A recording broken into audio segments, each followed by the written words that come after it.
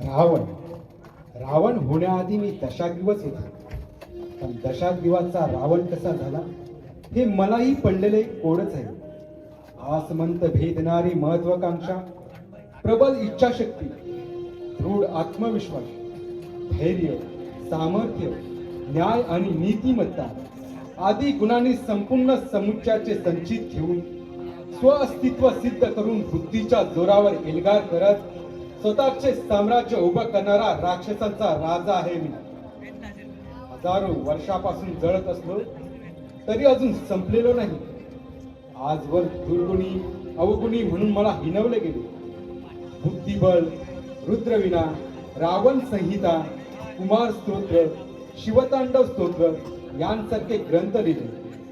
दैत्य, दानव, असुर अशा कित्येक भटक्या जमातींना एकत्र करून राक्षस धर्म स्थापन केला. व्यापार, राज्यशास्त्र, आयुर्वेद यांसारख्या अनेक विषयात प्रकांड पांडित्य मिळवूनही मला खलनायक ठरवून नेहमीच माझी उपेक्षा केली. अवहेलनेच्या फेऱ्यात गुरफटलेल्या माझ्या आयुष्याचा सार वाईट विशेषणाने बरसात करून मांडलं.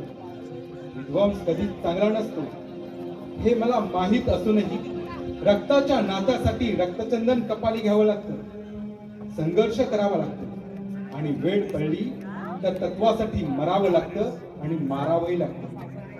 माझ्या आयुष्यात आलेल्या घटना, आलेले अनपेक्षित वादळ, त्यानंतरही विचारांच्या चिंध्या जपत स्वतःच्या हिमतीवर लंकाधिपती झालो. इतर राजांसारखी मी एकट्याने सुखे उपभोगली नाहीत. माझी प्रजा ही सोन्याच्याच घरात राहत होती. माझं आयुष्य चित्तथरारक, रोमहर्षक प्रसंगाने बहरलेला आहे. स्वतःच्या बळावर देवांना पराभूत केलं. माझ्याकडे अनेक धुरंधर योद्धे होते. आम्ही एकत्र येऊन आक्रमण केलं असतं तर आज माझी कथा वेगळी असती. अहंकारापोटी मी एका योद्ध्याला पाठवलं ही माझी सर्वात मोठी चूक होती. सीतेचं अपहरण केल्याचा दोष मला देता, पण तिची मी विटंबना केली नाही हे कसं विसरता? आणि म्हणूनच माझी कथा सांगण्यासाठी तुमच्या समोर येतोय. दशाग्री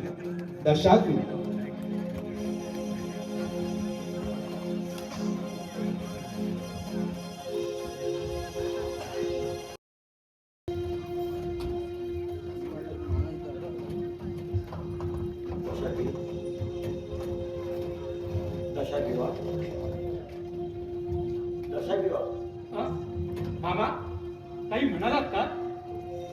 फार चिंतेत दिसतोय. काही घडलं का? मामा, कसं सांगू तुम्हाला, मनाला अजून शांती नाही. महाराज, आपण तर आता असुर सम्राट आहात. मग आता आपल्या मनाला शांती का नाही? असुर सम्राट असलो तरी अजून पूर्ण असून नाही. म्हणजे नक्की काय म्हणायचं आपल्याला? म्हणजे आमच्या अंगामध्ये असणारे हे रक्त त्या विश्रावा ऋषीने आमच्या आईला फक्त उपभोग घेण्यापुरतं ठेवून घेतलं आणि आमचा जन्म झाला. आता मी पूर्ण आर्यही नाही आणि नाही पूर्ण असुर. दशाग्रीवा, अरे ह्या गोष्टीला भरपूर वर्ष झाली. आता तू भविष्याचा विचार कर आणि हे समोर आहे त्याचा स्वीकार कर. महाराज, आपल्याला हे सारं विसरून, आपल्याला मागचं सारं विसरून भविष्याचा विचार करायला हवा. कसं विसरू विदूषणा, कसं विसरू? देव यक्ष या सर्वांवरती विजय मिळवला. आपल्या कबिलेला हक्काची जागा मिळावी म्हणून ही लंका बांधली. पण पण पण काय दशाग्रीवा? दशाग्री मामा, मी जेव्हा दशाग्री होतो ना तेव्हा मला कसलीच चिंता नव्हती. पण आता मी असुर सम्राट आहे तेव्हा मला ही चिंता सतावते की मी असुर नाही तर अर्धासुर आहे. असं तुला कोणीच म्हणणार नाही. कारण हा दशाग्रीव स्वतः सोन्याच्या महालात राहतो आणि प्रजेलाही सोन्याच्या घरात ठेवतो. आणि राजन, आपण तर महाज्ञानी महापंडित आहात, ज्याने ब्रह्मदेवाकडे विद्या प्राप्त केले. जो शिवाचा भक्त आहे त्याला कोण भले नाव ठेवणार आहे? दादा दादा घात झाला. अरे हा तो शूर्पाचा आवाज आहे. काय झालं असेल? दादा, घात झाला. शूर्पा काय झालं हे? कुणी केली तुझी ही अवस्था? दादा त्या दुष्ट लक्ष्मण आहे. पण का? कारण त्याचा भाऊ राम मला खूप आवडला म्हणून मी त्याला लग्नाची मागणी घातली, तर त्याने माझी ही अवस्था केली. त्याला प्रतिकार करायला गेले माझे दोन्ही भाऊ दूषण आणि खर त्याला मारून टाकले. दादा रामाची बायको खूप सुंदर आहे. तू तिला पळवणार आणि तुझी दासी बनव, तेव्हाच माझा प्रतिशोध पूर्ण होईल. दादा त्याला तुला वचन दे. शूर्पा, तुला मी वचन देतो, त्या रामाला दंड मी जरूर देईन. राजन, स्वरूपानं केवळ योग्य ते उपचार करून घ्यावेत आणि हा विचार इथे संपवा. कितीही मनस्ताप करून घेतला तरी त्याचा काही उपयोग होणार नाही. दंडकांना सत्ता केंद्रात ठेवायचं म्हटल्यावर एवढ्या नुकसानाची भरपाई करावी लागणार. विभीषणा, आणि हा विषय विसरणे दरबारासाठी योग्य आहे. विभीषणा, स्वतःच्या 2 भावांचा मृत्यू झाले, त्यावर काही उपाय आहे? स्वतःच्या भावाच्या मृत्यूचं तुला काहीच वाटत नाही? स्वतःला असा महाज्ञानी महापंडित समजतोस आणि असे मूर्खासारखे सल्ले देतोस? शांत होतं शुद्ध, शांत. शिल्पनाके तू जा आणि बैठक म्हणून उपचार करून ये. मामा, त्याने आमच्या साम्राज्यात येऊन आमच्या बंधूंची हत्या केली. त्यांना असं मी सहजासहजी सोडणार नाही. सीता स्वयंवरावळी झालेला अपमान मी सहन केला, पण आता नाही. मी आत्ताच्या आत्ता दंड करण्यात जायला निघतो. थांब दशाग्रीवा, थांब आणि लक्ष्मण हे किती मोठे कुशल योद्धे आहेत हे तुला ठाऊक आहे. हे तुला सांगायला नको. आणि आपण त्यांना हरवू आणि त्यांच्यावर युद्ध करू, पण त्यासाठी एखादी योजना आखू. म्हणजे राम आणि लक्ष्मण यांनी गुन्हा केलाय आणि त्याची शिक्षा त्यांना या दरबारात देण्यात येईल. त्यासाठी आपण सीतेचे अपहरण करू आणि नंतर त्यांच्यावर आक्रमण करू. हो, एकदम बरोबर. आणि शूर्पाचा प्रतिशोधही पूर्ण होईल. पण हे करणार कसं? आपले एक सेनापती मारीच आहेत. ते प्राण्याचा आणि माणसाचा आवाज उभे करतात. आपण त्यांना बोलावून घेऊ. हो, लगेचच त्यांना बोलावून घेतो. कोण आहे रे तिकडे?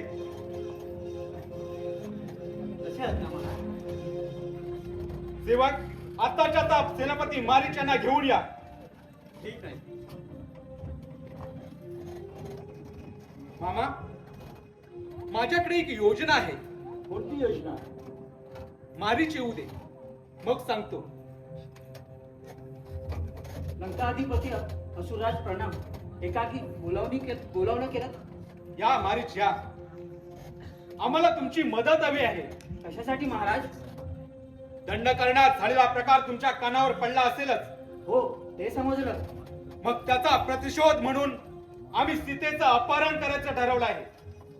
त्यासाठी तुम्ही हरणाचं कातडं पांघरून सीतेसमोर जायचं आणि सीतेचं मन विचलित करायचं.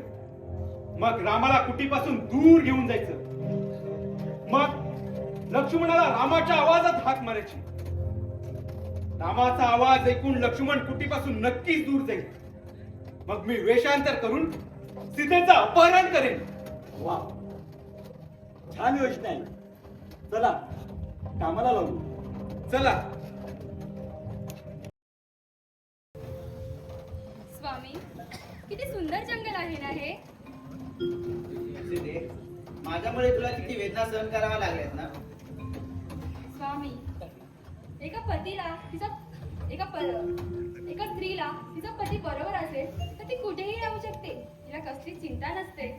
पण सीते, पितृवचनासाठी मी वनवासात आलो आणि लक्ष्मणी माझ्यासोबत आला.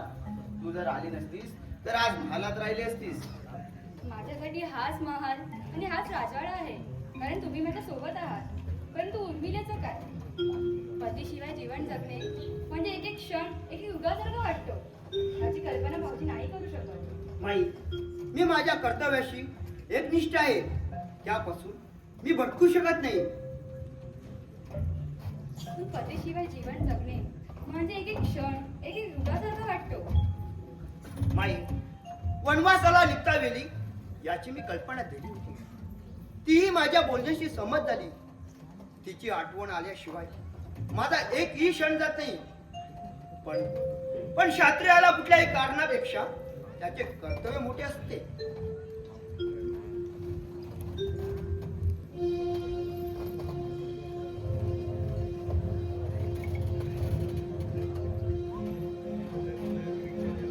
स्वामी स्वामी ते पहा चमकणारे हरिण.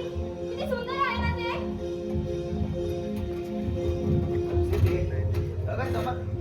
कुठे आहे हरिण? स्वामी ते पहा ते झुडपाळ. सीते, अगं चमकणारे हरिण कुठे असते का? तुला भास झाला असेल. नाही स्वामी, मी पाहिलं ते चमकत होतं. कृपया करून ते मला आणून द्या. मला ते हवं आहे. माई, तुम्हाला भास झाला असेल. नाही, मला ते हवं आहे. ठीक आहे, मी त्याच्या मागे जातो. लक्ष्मणा, तू इथेच थांब. भाऊजी, तुम्हाला ते हरिण दिसलं नाही का? नाही दिसलं मला ते हरिण. लक्ष्मणा, ताव ताव, वाचव मला. हा तर स्वामींचा आवाज आहे.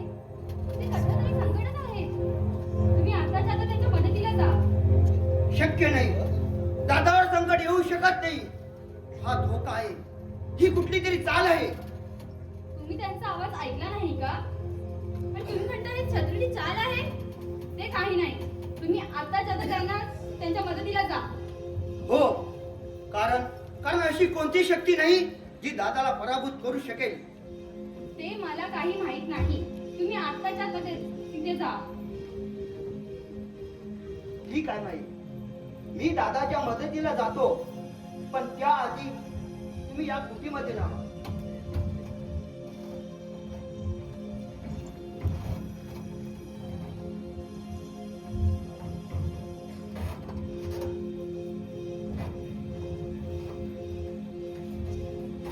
माई, ही लक्ष्मण रेषा आपली आहे. या रेषेच्या आत तुम्हाला कोणताही धोका होणार नाही. माई, मी निघतो.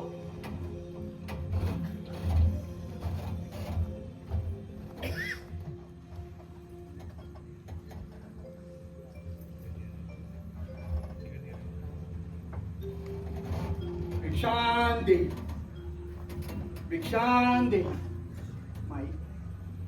भिक्षा वाढ माई, तुझं कल्याण होईल. थांबा महाराज, मी भिक्षा आणते.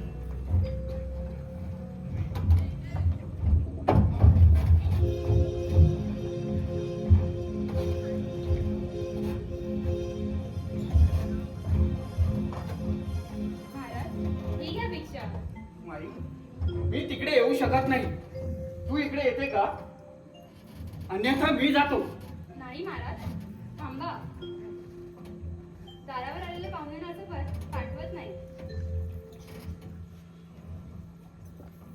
येते मी तिकडे.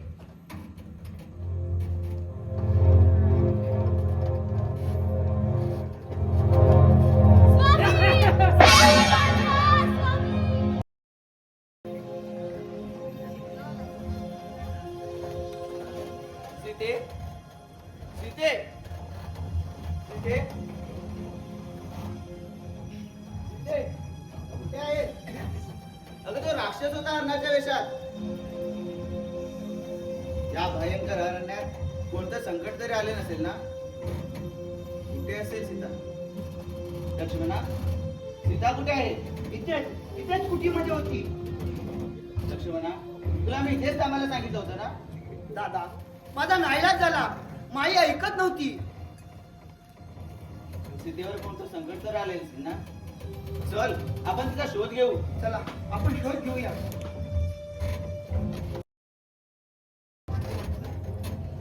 हनुमान, आपल्या वानर जातीसाठी नवीन राज्य स्थापन केले पाहिजे. त्याशिवाय आपल्याला ठहराव मिळणार नाही. हो महाराज, पण बाली महाराज असताना हे कसं बरं शक्य आहे? हनुमान, कोणीतरी येण्याची चाहूल लागते आहे. हे योगी पुरुषांनो, आपण कोण आहात? मी दशरथ राम आणि हा माझा भाऊ लक्ष्मण. प्रभू, प्रणाम प्रभू. माफ करा, मी आपल्याला ओळखू शकलो नाही. आजपर्यंत आपल्याबद्दल जे ऐकून होतो त्याचा प्रत्यक्षात दर्शन झालं. धन्य झालो प्रभू, मी धन्य झालो. उठ हनुमान उठ. मी माझ्या पत्नीचा शोध घेत इथपर्यंत पोहोचला आहे. तुम्ही तिला पाहिलात का? म्हणजे प्रभू? सीतेचं कोणीतरी अपहरण केलं आहे. तिचा शोध घेत आम्ही इथपर्यंत पोहोचलोय. प्रभू, हे आमचे महाराज सुग्रीव आहेत. ते आपल्याला नक्कीच मदत करतील. प्रणाम स्वामी. मी तुमची नक्कीच मदत करेन. आम्ही तुम्हाला पाहिजे ती मदत करू. कोणती मदत हवी तुम्हाला? माझा भाऊ वाली याने आपल्या ताकदीच्या जोरावर माझं राज्य व माझी पत्नी जिंकून घेतली.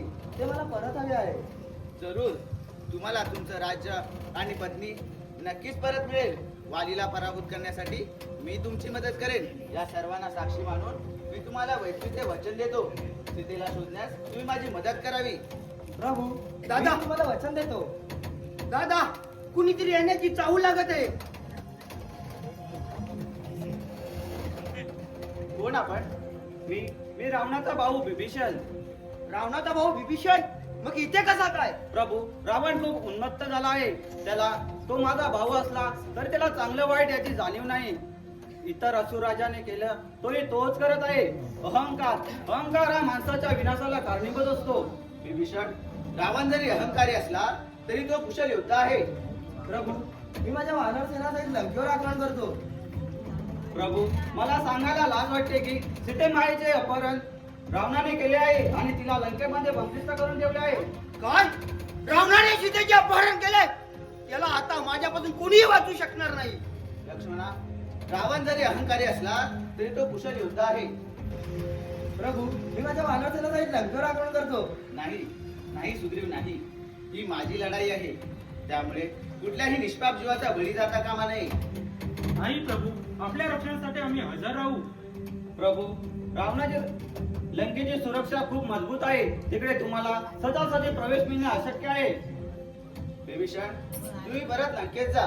तिथली माहिती आम्हाला द्या. जशी आज्ञा प्रभू. हनुमान, तू लंकेत जाऊन सीतेची माहिती घे. जशी आज्ञा प्रभू. चला तर मग तयारी लागू.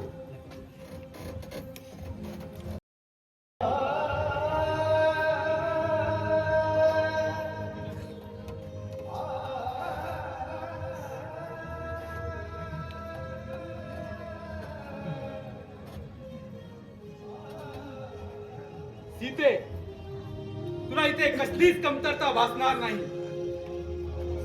दुष्टा, नीच माणसा, स्वतःला सम्राट म्हणवतोस आणि हे असे धंदे करतोस? सीते, तुझं अपहरण शूर्पाच्या प्रतिशोधासाठी केलं आहे. प्रतिशोध? प्रतिशोध लपून छपून घेतला जात नसतो. तो सम्राटासमोर युद्ध करून घेतला जातो. आणि प्रतिशोधासाठी तू एका स्त्रीचा आधार घेणार? तू कसला रे सम्राट? तू तर भेकट आहेस, भेकट. सीते, तुझ्या शब्दांना आवर घाल. तो असुर सम्राट रावणाशी बोलते आहे. त्याने देव यक्ष यांना पराभूत केले आहे. तुला असुर जातीवर झालेल्या अन्यायाचा बदला घेण्यासाठी आणला आहे. अन्याय? असा कोणता अन्याय केला आहे मी? अन्याय तू केला नाहीस. अन्याय केला या आर्य समाजाने. जातिकेची हत्या, आमच्या स्त्रियांचा झालेला वापर, शूर्पावरचा हल्ला. त्यांच्यावर अत्याचार झाले, मग तू काय केलं? तू पण त्यांना छळलंस ना? तू एका स्त्रीचं मन जाणू शकत नाही, कारण की तुझ्याकडे तेवढी मर्यादाच नाही. स्त्रीला जशा मर्यादा असतात तशा पुरुषांनाही असतात. त्याचं उत्तम उदाहरण म्हणजे माझे प्रती श्री मर्यादा पुरुषोत्तम. सीते, तू मला मर्यादा शिकू नकोस.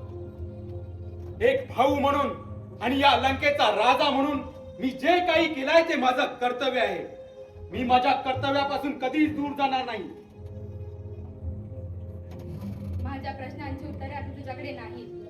रावणा, तुझ्याकडे अजूनही वेळ आहे. माझे पती मला इथपर्यंत शोधत नक्की येतील. त्याआधी मला सन्मानाने मुक्त कर आणि त्यांची माफी माग. ते तुला नक्कीच माफ करतील.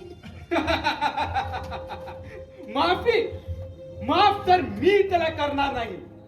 तुझ्याशी चर्चा करण्यात मला अजिबात रस नाही.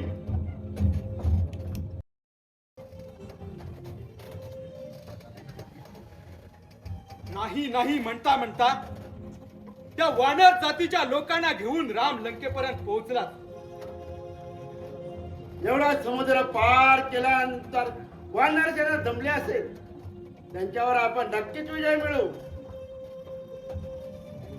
भरात भरात हात झाला. लंकेनीची हत्या करून वानर सेनेची चौपटीला उद्ध्वस्त केली. काय आमचे सरदार एवढ्या कडकवट बंदोबस्त असताना काय करत होते? आत्ताच्या त्या वानराला माझ्या समोर घेऊन या.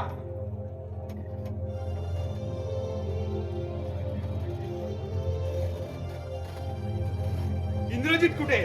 त्यांना पाठवा. त्या वानराला माझ्या समोर घेऊन या. इंद्रजित,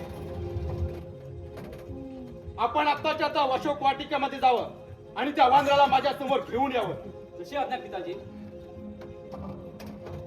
दशक मुलाचं रक्त सळसळतंय, त्याला संधी द्यायला हवी. तू उद्याचा भावी सम्राट आहे. पण ही वांद्र एवढा समुद्र पार करून लंकेपर्यंत पोचलेच कसे?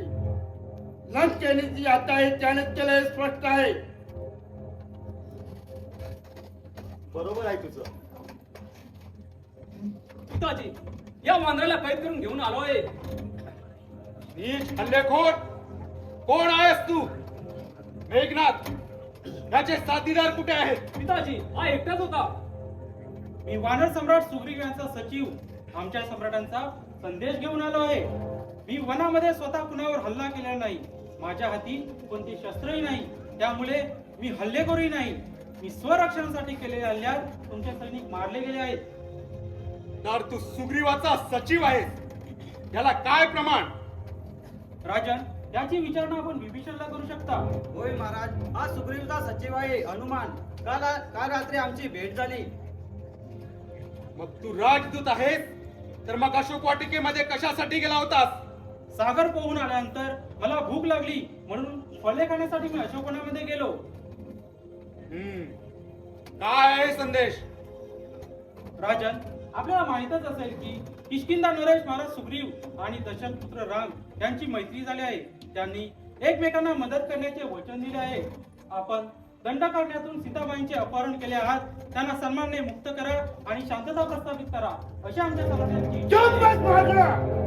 तुझ्या त्या रामाला आणि सुग्रीवाला जाऊन सांग, जीवाची पर्वा असेल तर इथून निघून जावा.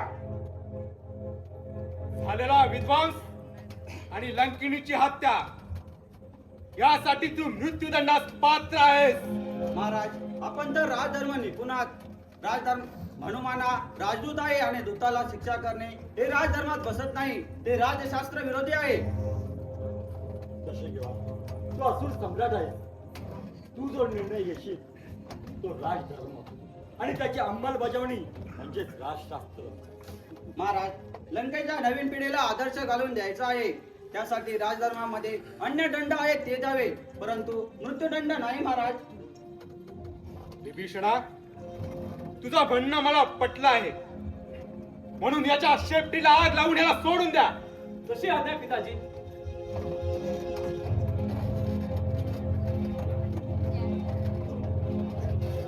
दादा, जसा वानर लंकेपर्यंत पोहोचला तसा राम सुद्धा लंकेपर्यंत पोहोचेल. त्यासाठी आपल्याला योग्य ती युद्धनीती आखल्या पाहिजे. बरोबर बोलतोय तू. चला तर आपण युद्धाची तयारी करू.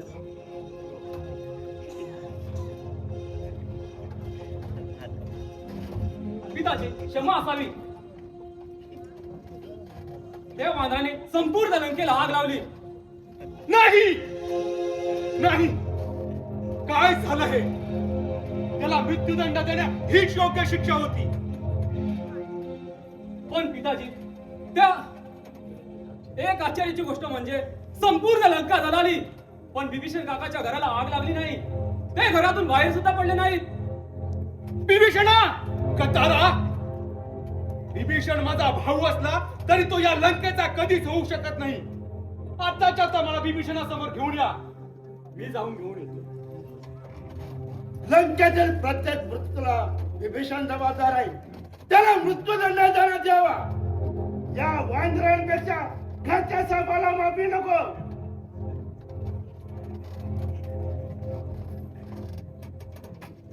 विभीषणा, आजपर्यंत आपण अनेक लढाया लढलो, पण झालेल्या प्रसंगानं माझं मन विचलित झालंय.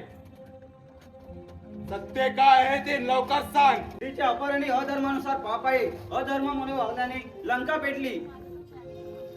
मग शूर्पाचं नाक कापून त्याने अधर्म केला नाही का? सतत तुझं म्हणणं आम्ही ऐकत आलो. तुला आवडणार नाही अशी कोणतीही गोष्ट कधीही आम्ही केली नाही. पण आता नाही. आता मला राक्षसांचा राजा व्हायचा आहे. विभीषणा, विभीषणा, आजपर्यंत जे काही केलं ते सगळं तुमच्यासाठी केलं. एकट्याने सुखे उपभोगली नाहीत, तुम्हालाही सुखात ठेवलं. आईच्या इच्छेखातर राक्षसांचा राजा झालो. धर्मानं बापाचं कुळ नाकारलं म्हणून राक्षस धर्म स्थापन केला. विभीषणा, अशी कोणती इच्छा तुझी मी पूर्ण केली नाही.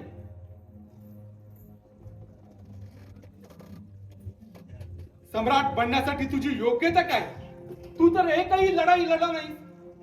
माझ्या म्हणण्याचा अर्थ तुम्हाला समजला नाही. विभीषणा, आत्ताच्या आता लंकेतून चालता हो. हनुमान, सीतेची काय खबर आणलीस? ती सुखरूप तर आहे ना? प्रभू, रावणाने सीतामाईला अशोकवनात बंदी बनवून ठेवले आहे. ती सुखरूप आहे प्रभू, पण सारखी आपली आठवण काढत असते. मी रावणाला शांती संदेश दिला तर त्याने माझ्या शेपटीला आग लावली म्हणून संपूर्ण लंका जळून टाकली. शब्बास हनुमान, आपण लगेच लंकेवर आक्रमण करूया. जर रावण शांती संदेश मानत नसेल तर आपण लंकेवर आक्रमण करूया. बरोबर आहे. रावणाला आपण एक संधी दिली होती, पण तीही त्याने स्वीकारली. प्रभू, इंद्रजित आणि प्रहस्त सैन्याची तुकडी घेऊन आपल्यावर आक्रमण करण्यासाठी येत आहेत. मग येऊ दे त्याला माझ्या समोर. माझ्याही शस्त्र त्याला दंड देण्यात उत्सुक आहे. आजोबा, आता मला थांबू नका. मला वीर मरण आले तरी चालेल, पण या लक्ष्मणाला आता सोडणार नाही. तर तू मरणासाठी तयार होऊन आलास तर कर आक्रमण. वर आक्रमण.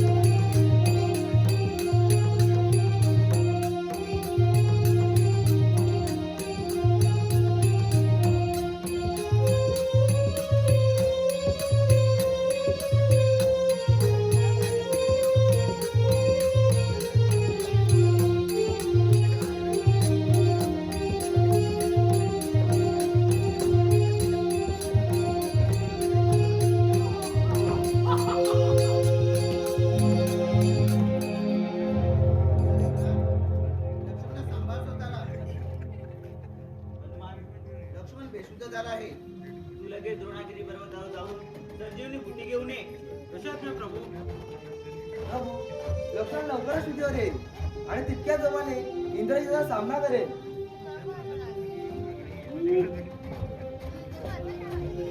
प्रभू, ही काय संजीवनी?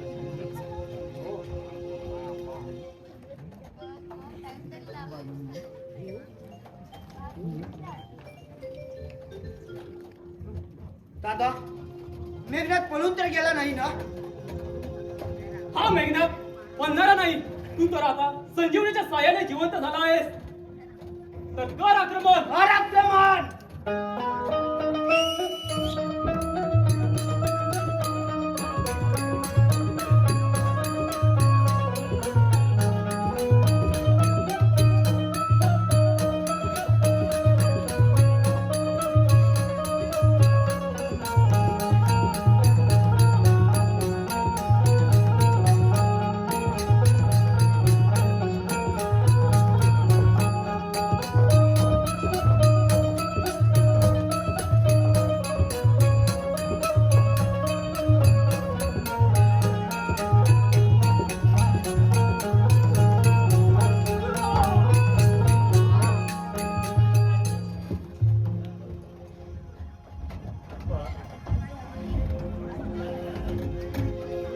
काय केलं तू?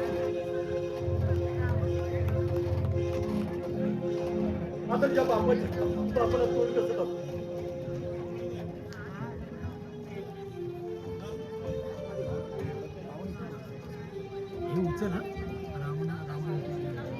रामा रामा आता मी तुला सोडणार नाही. सोडणार नाही.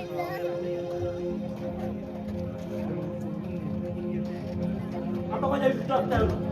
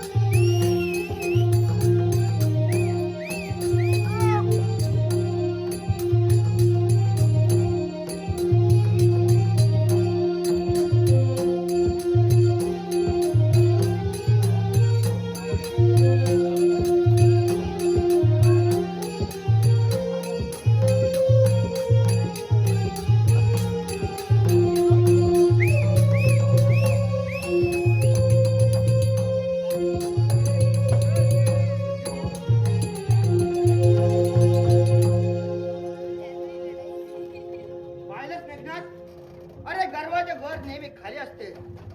दादा, या मेघनाथाने सैनिकांचे तुकडे तुकडे केले. आता त्यांचे तुकडे तुकडे करून जंगली शहाबादांना घाला. राम लक्ष्मणा, सूड हा दुश्मनावर उगवायचा असतो.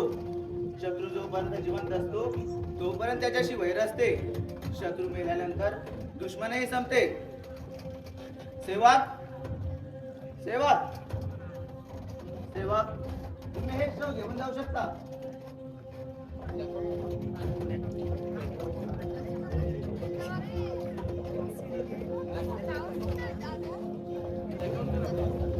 करणार नाही. विभीषणाचा माझ्या आश्रयाला आहे. त्याच्याशी लढण्या तुला माझ्याशी युद्ध करावं लागेल. युद्ध रामा तुझ्याला एवढं सामर्थ्य असेल तर होय तसं.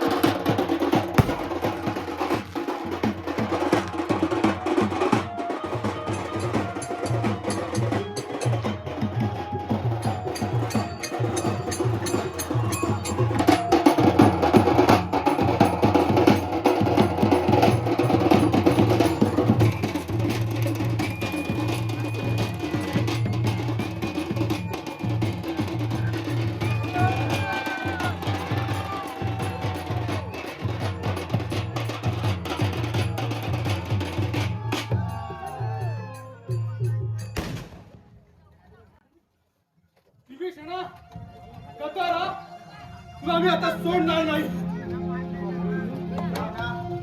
आता माझ्या शरणात आहे. त्यामुळे तू काही करू शकत नाही. अरे हा सख्या भावाचा होऊ शकला नाही तर तो तुझा काय होणार? ते काही असलं तरी जो नीतिमत्तेने वागतो त्याचा कधीच वाईट होत नाही. नीतिमत्ता? शिरपाचं नाक कापलं ते कोणत्या नीतिमत्तेत होतं? कार्तिकेची हत्या कोणत्या नीतिमत्तेत होती? पण एका परस्त्रीचं अपहरण करणं ही पण कोणती नीतिमत्ता आहे? लक्ष्मणा, तू शिकू नकोस मला नीतिमत्ता. वालीची हत्या केली ती कोणत्या नीतिमत्तेत केली? आज माझे स्वकीय मारले गेले ते फक्त या विभीषणामुळे. आज त्याच्या वृत्तीचा मी बदला जरूर घेईन. नाही रावणा, त्याला विभीषण जबाबदार नाही, त्याला तुझा अहंकार जबाबदार आहे. हो, आहे मला अहंकार, आणि मला माझा अहंकार या माझ्या परिस्थितीने दिला आहे. आणि तो अहंकारही मरेल जेव्हा या विभीषणाला मारेल. त्याला मारण्याआधी तुला आमच्याशी युद्ध करावं लागेल. तुझी ही इच्छा मी जरूर पूर्ण करेन. आक्रमण!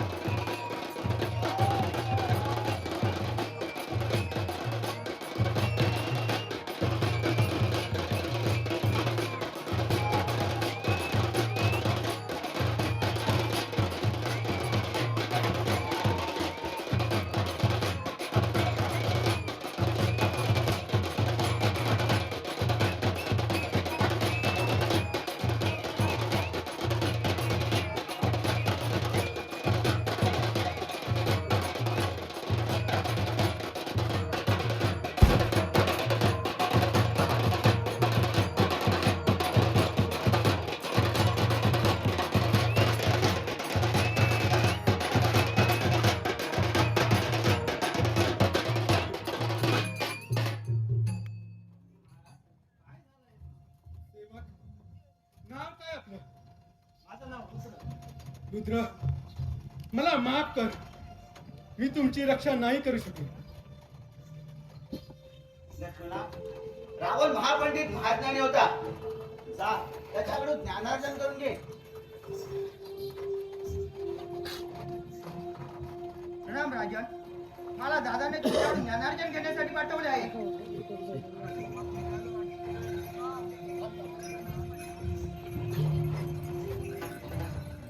दादा, रावण खूप मगरूर आहे. त्यांनी दुसरीकडे तोंड फिरवले. लक्ष्मणा, तू कुठे उभा राहिला होतास? शिष्याचे स्थान नेहमी गुरुच्या चरणाशी असते.